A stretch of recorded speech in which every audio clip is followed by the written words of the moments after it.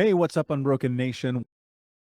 Do you think that you were born an entrepreneur? Did you think you developed into an entrepreneur? Do you think that the trauma and the chaos made you have to become an entrepreneur? Because I'm gonna tell you right now, without child abuse, I would not be an entrepreneur. I know it's a crazy thing to say, but it's true.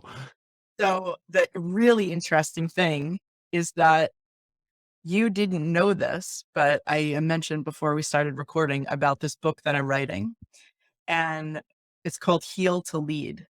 And so the whole contention that I have is that healing childhood trauma, integrating our trauma should be the most important fundamental for effective leadership or high conscious leadership. And one of the things that I talk about in the chapter, I think it's actually chapter one, why we become leaders. My contention is that most, not most, I'll say a portion of people, probably a good portion of people who become leaders, meaning create their entrepreneurial path for themselves. I think it is born as from a trauma response. I know for sure that I can tell you, and it wasn't until probably just maybe 4 or 5 years ago that I kind of even figured this out. I know now that I created a company because I needed to feel valued and worthy.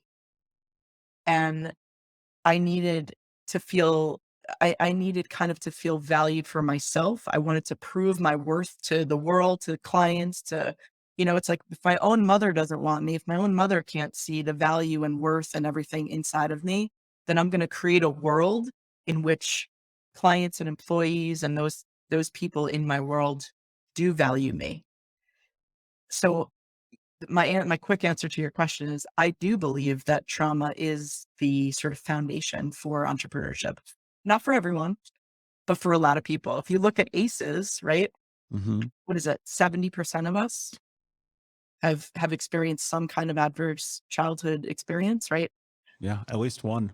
So at least one, right? So, and those only go higher with, marginalized populations. But if that's the case, and small businesses and entrepreneurs are such a large number, I mean, just look, there has to be a correlation.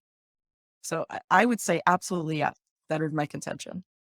Yeah, I think there does have to be because one of the things that you find is, especially young, you've got to find a way to survive. Like I was having this conversation, I was on a radio show in Chicago yesterday, and he was like, how did you learn how to be a business owner and entrepreneur? I was like, at 9 years old, I was going to Big Lots on 30th in Georgetown and stealing candy bars, putting on my Boy Scout uniform, walking around door to door and pretending I was a Boy Scout to make money, right?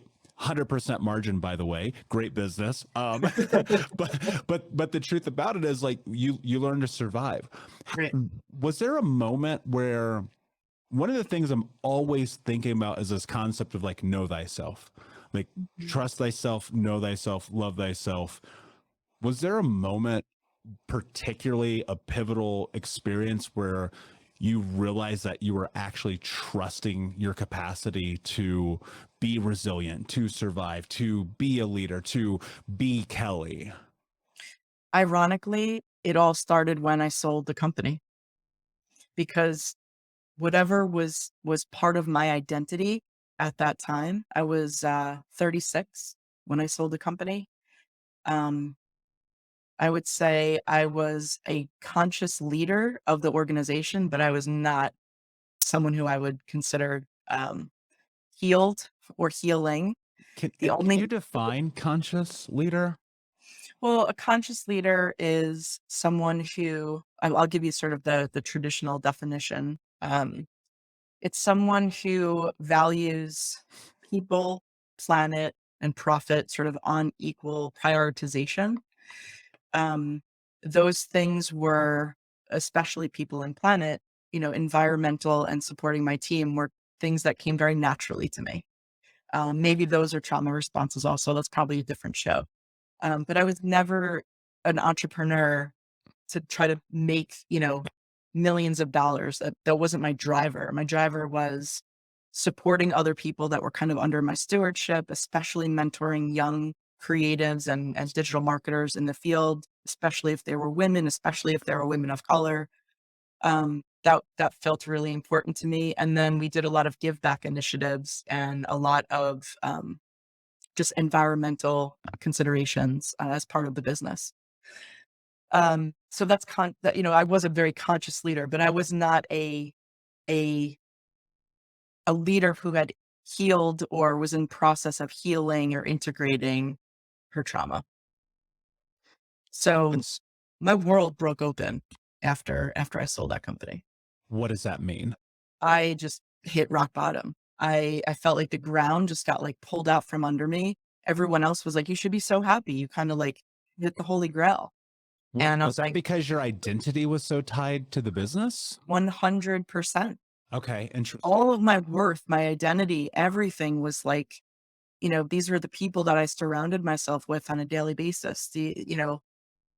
I mean, I didn't know how to answer the question, "Who are you?" without responding, "I own a digital marketing agency."